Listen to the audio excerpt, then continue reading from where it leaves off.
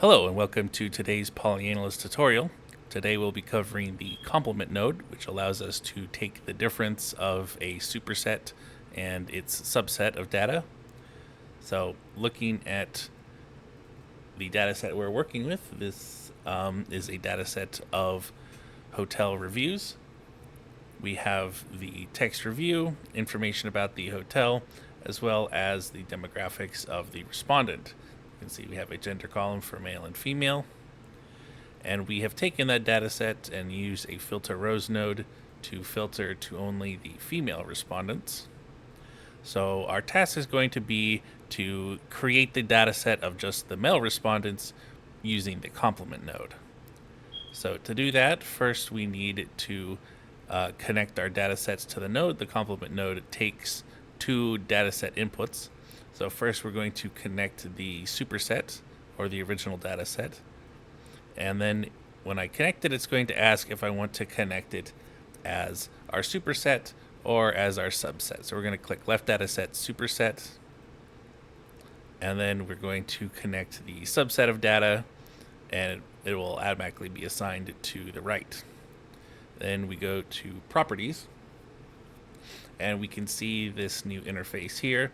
So this interface is for determining which columns on the left data set match which columns on the right. Up in the left, we can see the default checkbox has been selected, and that's fine because all the columns on the left and right match. They have the same names. We haven't done any transformations in between the superset and the subset, so this works just fine. If I click remove all here, or uncheck this box here, we can see this is what it looks like when none of the columns are selected. So if I click a column on the left and a column on the right, we can then click add pair to add an individual pair, or we can just click auto, which will pair up all the columns that have the same name and data type. And in this case, that's the same as what we have for default. So these settings are good enough. We can click execute.